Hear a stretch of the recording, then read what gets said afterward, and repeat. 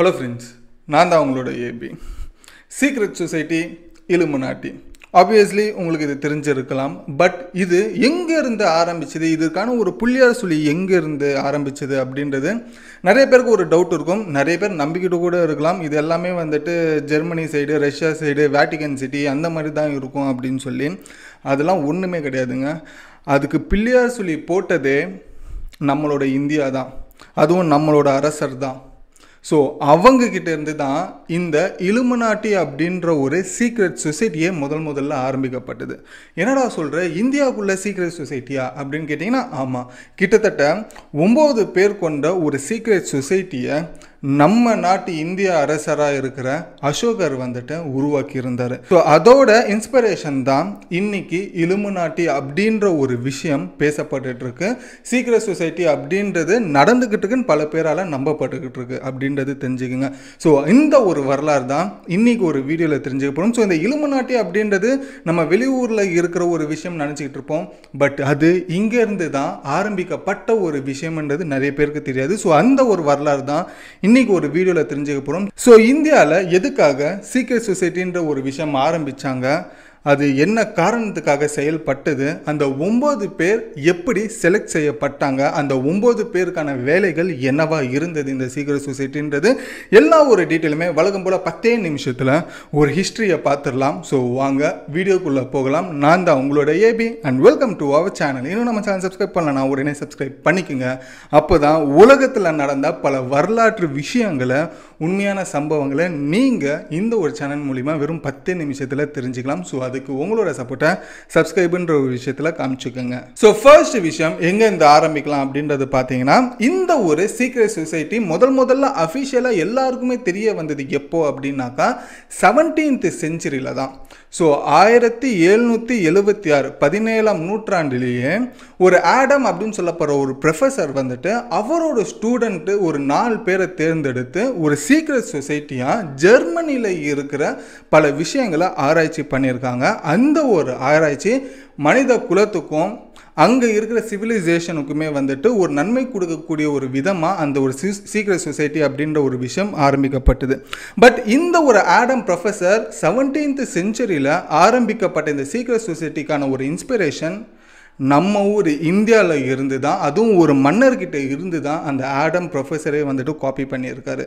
யார் அந்த மன்னர் அப்படின்றது பார்க்கும்போது the great Ashoka. So Ashoka வாழ்ந்த காலகட்டம் எப்போ அப்படின்றது பார்த்தீங்கன்னா 232 BCயில் இருந்து 268 BC வரைக்கும் இவரோட காலகட்டம் அப்படின்றது இருந்தது.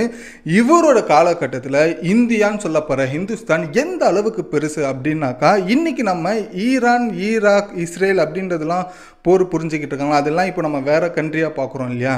ஸோ அது எல்லாமே இந்தியாவுக்குள்ளே அடங்கி இருந்தது. அதாவது பாகிஸ்தான், ஈரான், ஈராக் இது எல்லாமே இந்தியாவுக்குள்ளே ஒட்டுமொத்தமாக அடங்கி ஒரு ஹிந்துஸ்தான் அப்படின்னு சொல்லப்படுற ஒரு மிகப்பெரிய ஒரு மேசிவான ஒரு லேண்டை ஆட்சி பண்ணவர் தான் இந்த கிரேட் அசோகா அப்படின்றவர். ஸோ இந்த கிரேட் அசோகாவோட 261 BC, அதாவது 261வது அந்த வருஷத்தில் கலிங்கா போர் அப்படின்ற ஒரு விஷயம் இந்துஸ்தானில் ஒரு மிகப்பெரிய ஒரு வார் ஒன்று நடந்தது. அதில் மிகப்பெரிய ஒரு வெற்றி அடைஞ்சார் இந்த ஒரு கிரேட் அசோகா. ஸோ அப்போலேருந்து இவர் ஒரு மிகப்பெரிய ஒரு ஃபேமஸான ஒரு அரசராக, ஃபேமஸான ஒரு வாராகவுமே இது மாறிடுச்சு.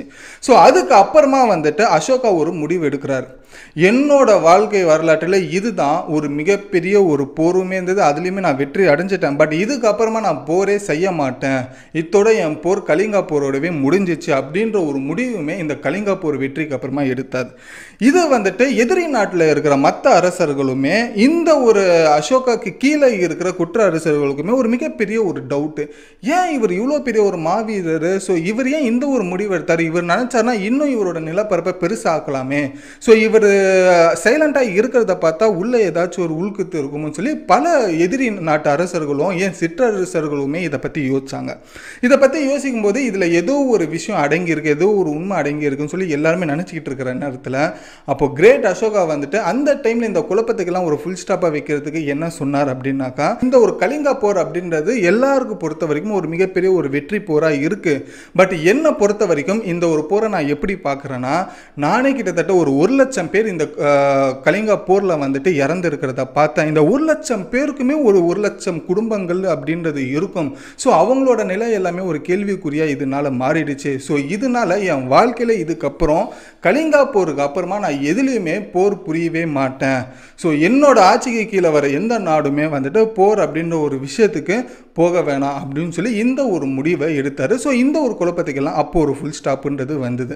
இந்த ஒரு முடிவை எடுத்ததுக்கு அப்புறமா அடுத்தது அசோகா என்ன பண்ணுறாரு அப்படின்னாக்கா, அவர் முழுக்க ஆன்மீகம் பக்கமும் புத்திசமுமே வந்துட்டு ஃபாலோ பண்ண ஆரம்பிச்சிட்டாரு. அதுக்கப்புறமா அசோகா இன்னொன்று ஒரு விஷயமும் யோசிக்கிறாரு. இதுக்கு அப்புறம் போர் அப்படின்ற ஒரு விஷயம் வந்துட்டு நடக்குது அப்படின்னாக்கா அந்த போர் முறையை எப்படி ஹேண்டில் பண்ணணும், வாரோட ஸ்டாட்டிக்ஸ் எப்படி இருக்கணும், வாருக்கு என்ன தேவையான வெப்பன்ஸ் எல்லாம் இருக்கணும் அப்படின்ற ஒரு விஷயம் என்னோட அழிஞ்சு போயிடக்கூடாது. ஸோ இதுக்கு வந்துட்டு மற்ற அடுத்த ஜென்ரேஷனுக்கு வந்துட்டு நம்ம ஒரு சொல்லிக் கொடுக்குற விதமாக ஒரு புத்தகத்தை எழுதணும் அப்படின்னு சொல்லி ஒரு முடிவு எடுக்கிறார் அசோகா. ஸோ இதோட தொடர்ச்சியாக நம்ம இந்த போருக்கு மட்டும் நம்ம சொல்லக்கூடாது, இது கூடவே இன்னும் பல விஷயங்களை அடுத்த ஜென்ரேஷனுக்கு வந்துட்டு நம்ம சொல்லிக் கொடுக்குற விதமாக கிட்டத்தட்ட ஒரு 9 புத்தகத்தை நம்ம எழுதணும் அப்படின்ற ஒரு முடிவுமே எடுக்கிறார். ஸோ இந்த ஒரு முடிவு தான் முதல்ல இந்தியாவில் ஒரு சீக்ரெட் சொசைட்டி உருவாகிறதுக்கான ஒரு காரணமாக அமைஞ்சுது.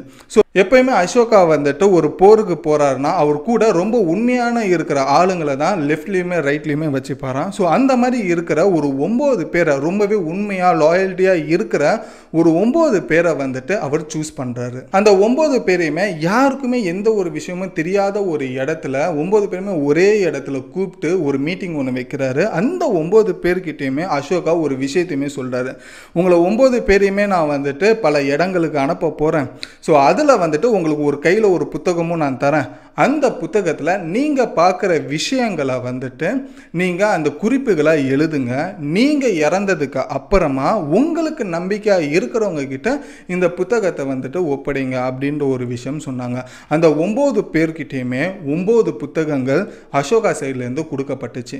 ஸோ அது என்னென்ன புத்தகங்கள் அப்படின்றது பார்க்கும்போது அதில் ஃபர்ஸ்ட் புக்கு சைக்காலஜி அப்படின்றது சொல்லாங்க. அந்த சைக்காலஜி புக்கில் இருக்கிற விஷயங்கள் என்ன அப்படின்னாக்கா, போர் பற்றியான சில விஷயங்கள், போரில் வந்துட்டு எப்படி சண்டை போடணும், எதிரிகளை எப்படி வீழ்த்தணும், எப்படி வந்துட்டு வார் ஸ்ட்ராட்டஜிக்ஸ் அப்படின்ற ஒரு விஷயத்தை சொல்லியிருக்காங்க. அதே போல் வந்துட்டு போருக்கு தேவையான ஆயுதங்களை எப்படி வந்துட்டு செய்யணும், அதுக்கப்புறமா போரில் வந்துட்டு இளைஞர்களை யங்ஸ்டர்ஸை வந்துட்டு எப்படி ஈடுபடுத்தணும், நம்ம வந்துட்டு வாரில் வந்துட்டு எப்படி மற்றவங்க கிட்ட பேசணும், எப்படி வந்துட்டு மோட்டிவேட் பண்ணணும், அதே போல் வந்துட்டு அவங்க ஊரில் இருக்கிற பல யங்ஸ்டர்ஸை வந்துட்டு எப்படி பிரெயின் வாஷ் பண்ணி அவங்களுக்கு வந்துட்டு வாரில் வந்துட்டு இறக்கி விட்டு சண்டை போட வைக்கணும் அப்படின்னு சொல்லி பல விஷயங்களை அதில் முதல் புத்தகம் அப்படின்னு சொல்லப்படுற சைக்காலஜியில் எழுதப்பட்டிருக்கு. ஸோ செகண்ட் புக்கில் வந்துட்டு ஃபிசியாலஜி அப்படின்ற ஒரு புக் இருக்குது. அந்த புக்கில் என்ன சொல்லப்பட்டிருக்கு அப்படின்னாக்கா, நம்ம மனித உடல்களில் இருக்கிற பாகங்கள் எப்படி செயல்படுது, நம்மளோட நரம்பு மண்டலம் எப்படி செயல்படுது, நம்மளோட எலும்பு கூடுகள் எப்படி இருக்கும் அப்படின்றது எல்லா டீட்டெயிலுமே போட்டிருக்கு. அது கூடவே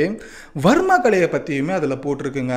அந்த வர்ம கலையில் ஒருத்தனை தாக்கும்போது எங்கே அடித்தா அவன் சாகுவான், எங்கே அடித்தா அந்த ஒரு பாகங்கள் செயலிழந்து போகும் அப்படின்ற பல டீட்டெயிலில் வந்துட்டு இந்த ஃபிசியாலஜி அப்படின்னு சொல்லப்படுற 2வது புத்தகத்தில் அசோகர் வந்துட்டு எழுதியிருக்காரு அப்படின்ற ஒரு விஷயம் சொல்லப்படுது. தேர்டு வந்துட்டு மைக்ரோபயாலஜி அப்படின்னு சொல்லப்படுற ஒரு புக்கு. இந்த புக்கில் என்ன சொல்லப்படுது அப்படின்னாக்கா, ஒரு வைரஸை வந்துட்டு எடுத்து எப்படி மக்கள் தொகையை வந்துட்டு குறைக்கலாம், எப்படி மக்களுக்கு இடையில கொண்டு போய் அந்த நோயை பரவி மக்களை கொல்றது அப்படின்ற ஒரு பல விஷயங்களை எழுதியிருக்காங்க. அது கூடவே இந்த நோயை உருவாக்குறதுக்கு எது மூலியமெல்லாம் உருவாக்கலாம் அப்படின்ற பல இன்கிரீடியன்ஸான பல விஷயங்களுமே இந்த 3வது புத்தகத்தில் எழுதியிருக்கு. இதுதான் இருக்கிறதுல ரொம்ப டேஞ்சரான புக்குன்னு நினைக்கிறேன். ஸோ ஒரு நோயவே வந்துட்டு நம்ம உருவாக்கலாம், அந்த உருவாக்கிற நோயை வந்துட்டு மக்கள் இடையில கொடுத்து பரவி அது மக்களை கொல்ற அளவுக்கு அந்த 3வது புக்கில் வந்துட்டு இருக்கிற சீக்ரெட்ஸ் வந்துட்டு அந்த அளவுக்கு பயங்கரமாக இருக்குது அப்படின்றது சொல்லப்படுது. 4வது புத்தகம் வந்துட்டு அல்கமி அப்படின்றது சொல்லாங்க. இந்த அல்கமி புக்கில் இருக்கிற விஷயங்கள் என்னன்னா ரொம்ப இன்ட்ரெஸ்டிங்காக இருக்கும். நீங்கள் எந்த ஒரு பொருளையுமே வந்துட்டு தங்கமாக மாற்றுறதுக்கான ஒரு விஷயமா இருக்கும். உதாரணத்துக்கு நீங்கள் கல்லை எடுத்து தங்கமாக மாற்ற முடியாது, அதுக்கு பதிலாக சில்வரை நீங்கள் கோல்டாக மாற்றலாம், பிளாட்டினமை நீங்கள் கோல்டாக மாற்றலாம், இரும்பையுமே நீங்கள் கோல்டாக மாற்றுற பல ஃபார்முலாஸை வந்துட்டு இந்த அல்கமி அப்படின்னு சொல்லப்படுற இந்த 4வது புக்கில் எழுதப்பட்டிருக்கு அப்படின்றது சொல்கிறாங்க. அஞ்சாவது புக் வந்துட்டு கம்யூனிகேஷன் அப்படின்றது சொல்கிறாங்க. இந்த கம்யூனிகேஷன் புக்கில் உலகத்தில் இருக்கிற எல்லா மொழிகளையுமே வந்துட்டு யார் யார் என்னென்ன மொழிகள் பேசுகிறாங்க, எந்தெந்த கூட்டம் என்னென்ன சைகையில் பேசுகிறாங்க அப்படின்றது எல்லா டீட்டெயிலுமே இதில் எழுதியிருக்காங்க. அது கூடவே நம்ம ஏலியன் கிட்ட எப்படி கம்யூனிகேட் பண்ணலாம் அப்படின்ற ஒரு விஷயமும் இந்த அஞ்சாவது புத்தகத்தில் கம்யூனிகேஷன் அப்படின்ற சொல்லப்படுற ஒரு புக்கில் எழுதப்பட்டிருக்குன்னு சொல்கிறாங்க. ஆறாவது புக்கு அப்படின்றது கிராவிட்டின்னு சொல்கிறாங்க. இந்த கிராவிட்டி அப்படின்ற ஒரு விஷயம் வந்துட்டு உலகத்தில் இருக்கிற பல சயின்டிஃபிக்கான ஒரு விஷயங்களை பற்றியுமே பேசுது. அது கூடவே ஸ்பேஸில் இருக்கிற பல விஷயங்களை பற்றியுமே இதை பேசுதுன்னு சொல்கிறாங்க. ஸோ செவன்த் புக்கு கோமாலஜி அப்படின்றது சொல்கிறாங்க. இந்த ஒரு விஷயங்கள் வந்துட்டு பூமியை பற்றியும் உலக யூனிவர்ஸ் சொல்கிறாங்க இல்லையா, அண்டம் அப்படின்றது சொல்கிறாங்க இல்லையா, அந்த யூனிவர்ஸை பற்றியுமே வந்துட்டு இந்த ஒரு புக்கில் குறிப்புகள் இருக்குது அப்படின்றது சொல்கிறாங்க. எட்டாவது புக்கான லைட் அப்படின்றது சொல்கிறாங்க. இந்த லைட்டுக்குன்றது தனி ஒரு புக்காக கொடுத்துருக்காங்க. அதில் என்ன போட்டிருக்கு அப்படின்றது பார்க்கும்போது இந்த லைட்டோட வேகம் எந்த அளவுக்கு இருக்கும், இந்த லைட்டை வச்சு எப்படி நம்ம ஆயுதமாக மாற்றலாம், இந்த லைட்டை வச்சு எப்படி போர் புரிஞ்சு ஜெயிக்கலாம் அப்படின்ற பல வித்தைகளை இந்த ஒரு புக்கில் எழுதியிருக்காங்க அப்படின்றது சொல்லப்படுது. ஸோ ஃபைனலாக நைன்த் புக் அப்படின்றது பார்க்கும்போது சோஷியாலஜி அப்படின்றது சொல்லலாம். இந்த ஒரு புக்கில் வந்துட்டு நம்ம பழங்காலத்து சிவிலைசேஷன்ஸ் இருக்காங்க இல்லையா, ஸோ அந்த சிவிலைசேஷனில் இருந்து இப்போ அசோகர் வாழ்ந்த காலகட்டமில் இருக்கிற சிவிலைசேஷன் வரைக்கும் மனிதர்களோட வாழ்க்கை எப்படி மாறி இருக்கு, எப்படி அவங்களோட சிவிலைசேஷன் வந்துட்டு பெட்டர் ஆகி இருக்கு அப்படின்றதையுமே சொல்லியிருக்காங்க. அது கூடவே பல சிவிலைசேஷன் எப்படி வந்துட்டு அழிஞ்சது, அதுக்கு பின்னாடி இருந்த காரணங்கள் என்ன, பல சிவிலைசேஷன் எப்படி வளர்ந்தது, அதுக்கு பின்னாடி இருக்கிற காரணங்கள் என்னன்னு சொல்லி டீடைலா இந்த ஒரு சோஷியாலஜி புக் நைன்த் புக்ல எழுதியிருக்காங்க அப்படின்றது சொல்லப்படுது. இதுக்கெல்லாம் ப்ரூஃப் இருக்கா அப்படின்றது நீங்க கேட்டீங்கன்னா ஆமாங்க இருக்கு. 1993ல டால்பர்ட் முண்டி அப்படின்னு சொல்லப்படுற ஒரு ஆத்தர் வந்துட்டு அசோகாஸ் தி 9 அன்னவுன் அப்படின்னு சொல்லப்படுற ஒரு புக் ஒன்று எழுதியிருந்தாரு. அந்த ஒரு புக்ல தான் அசோகாவோட அந்த 9 பேர் கொண்ட சீக்ரெட் சொசைட்டி பத்தியான பல விஷயங்களை அந்த 1993 ரிலீஸ் ஆன அந்த புக்ல வந்துட்டு எழுதி இருக்குங்க. ஸோ அதோட வச்சுதான் நானும் உங்ககிட்ட இந்த விஷயத்த எல்லாத்தையும் சொல்லிக்கிட்டு இருக்கேன். ஸோ இது எல்லாமே நடந்த ஒரு காலகட்டம். பட் நான் உங்ககிட்ட கேட்கிற கேள்வி என்ன அப்படின்னாக்கா, இந்த அசோகா எழுதின இந்த 9 புக்ஸ்ல எந்த புக்கு உங்களுக்கு இது செம்ம மேட்டரா இருப்பா, இந்த ஒரு புக்கு நம்ம கிட்ட கிடைச்சா பயங்கரமா இருக்கும் அப்படின்றது நீங்க எது நினைக்கிறீங்களோ அதை நீங்க உங்களோட தாட்டை கமெண்ட்ல சொல்லுங்க.